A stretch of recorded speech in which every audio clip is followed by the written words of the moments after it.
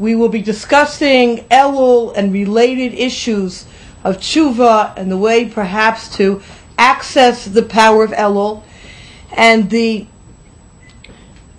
theme that I'd like to use for this shir and the next two shirim, Mirz Hashem, is to take a look each week at a different Rashi Tevot, a different acronym that our rabbis use to describe the month of Elul. We know, unlike most of the months of the year, the month of Elul is replete in the writings of our rabbis with different hints about what the essence of the month of Elul is about, as connected to a different verse in the Bible. And I'd like to focus, perhaps the most famous is the acronym of Ani L'Dodi V'Dodi Li, I am to my beloved is to me. And that, Mirz Hashem, we'll speak about next week. I'd like to speak about a less famous one this week and a less famous one on the third week, Mirz Hashem. Three different dimensions of Elul. Today I'd like to focus in on source number 2. The Ari HaKadosh, it's brought down in the Kitzur Shulchan Aruch, finds that the Rashi Tevot of Elul is hinted at in the verse, V'ha'elokim ina liado v'samti l'cha makom. This is a reference to the inyan of Ir Miklat, which happens to be found in this week's parsha of Shoftim as well. The law of Ir Miklat, which is very famous, is if a person kills another person by accident. The example the Torah gives us is a person is chopping trees in a forest, and the wood or the axe or the handle flies and hits somebody walking in the forest, right? It just, flies out of your hand and it kills somebody. There was no intention of murdering this person. You perhaps weren't even aware that the person was even there. V'alokim ina liado. Kadosh Baruch Hu has arranged it that this would happen.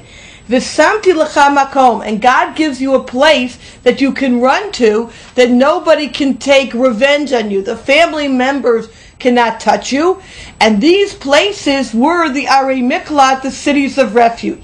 These cities, there were 48 cities of Levi. All 48 cities would be able to take such a person in. There were 6 designated cities of Ir Miklat where you didn't even have to pay rent among these Arei Miklat, these Arei Levi.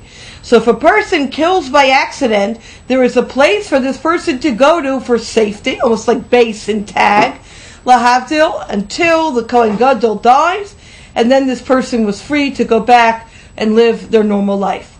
Now, the obvious question we have to ask ourselves is, it's very nice that the words ina liado v'samti lecha spell out the beginning of each one of those words, Elul, but obviously there's something deeper here connecting the city of refuge with the month of Elul, and our first and overall question is, what is the connection between the two? That's question 1.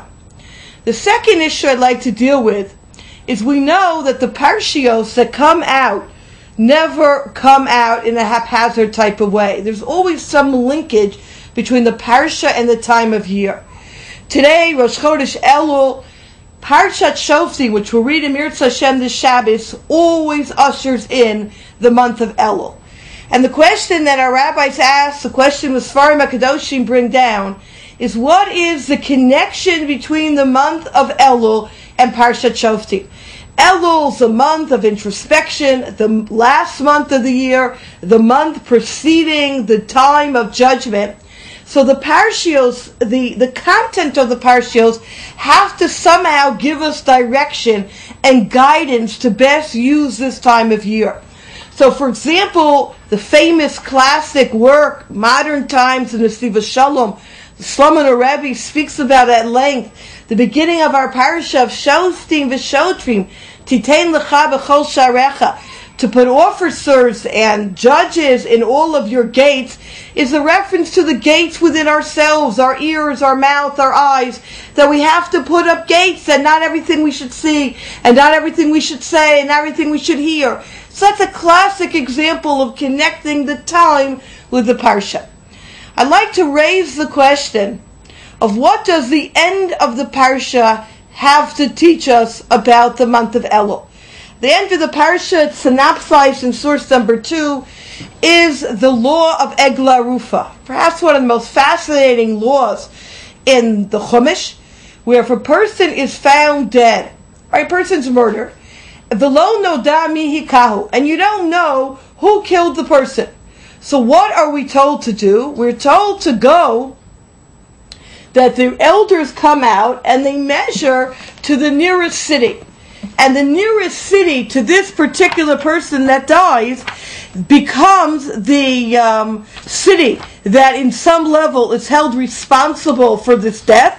And the elders of the city will go to a brook, a nachal, and they'll do a ceremony there of breaking